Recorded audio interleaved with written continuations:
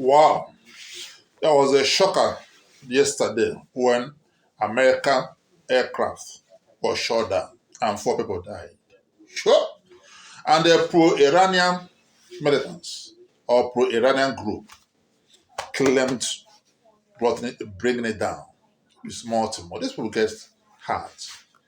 Apart from bombing the American embassy or bombing their, where they stay, their bases, aircraft. Though America was quick to deny it, that the SETCOM says it's not true. There's those little technical issues. It's not a hostile attack from any source. But having said that, things are not looking good for everybody, actually. According to Americans, they already destroyed almost all part of Iran.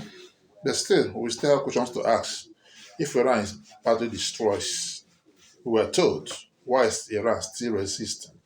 Bombing Israel like never before.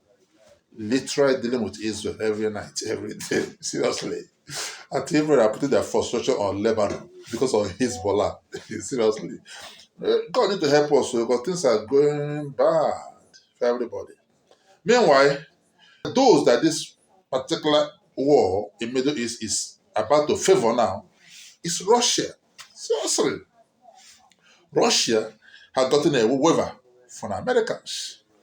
And their waiver covers almost 100 million barrels of oil. So Russian oil will soon enter market again. All that blockage, sanction for years over Russian oil because of Ukraine war. It's a little bit easing up. Though EU are not happy. They don't want that to happen. But everybody is looking for an option. Way out. A way out because no way look like easy one. Everything is like shook up. You know what? May God help us in this war. We need this war to stop today. May God help us. Wow. Netanyahu. How is the Espin Fury going? Because it's like it's not going well at the moment. Today happened to be anti-Israeli rally in Iran today. And Israel happened to bomb Iran the same day. In fact, it was earlier they bombed it so people cannot come, but people troop out in support of their supreme leader, not fearing the bombs. Even when they troop out, there was another bomb again from Israel. But according to the news, one person died. But they didn't go. Normally, they're supposed to run back to their house, but they stood there.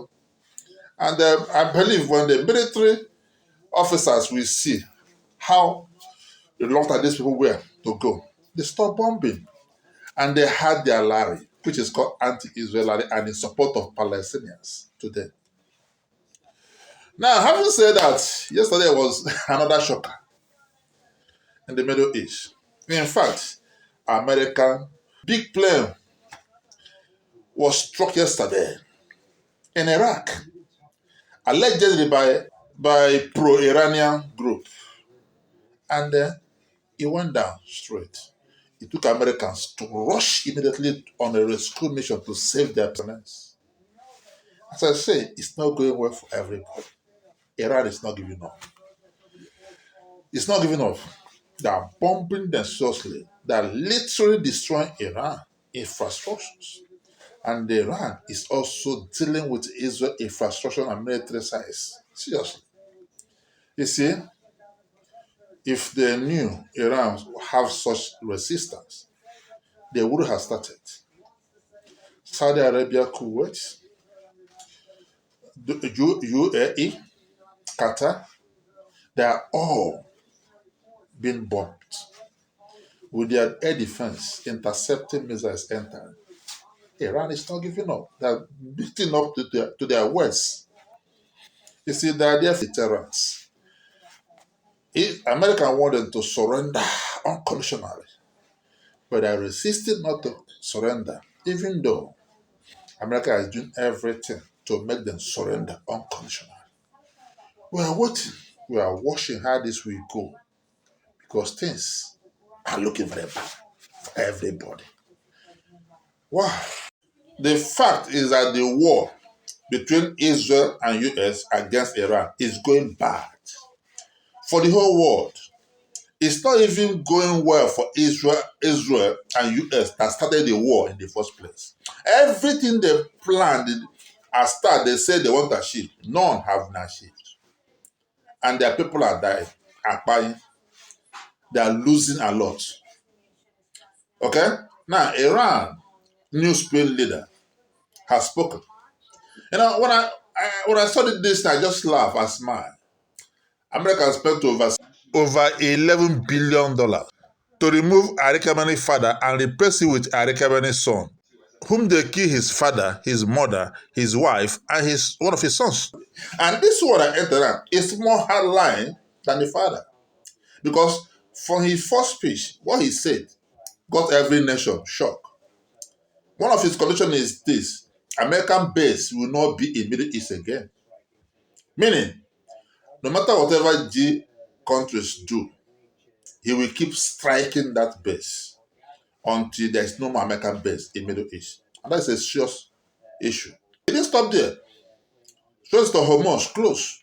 Only though they want to pass, they are passing. And they maintain that word. And they will hit Israel more, and they are doing it. Hardline stops. People, negotiation is cancelled completely. No negotiation. This is what will go on.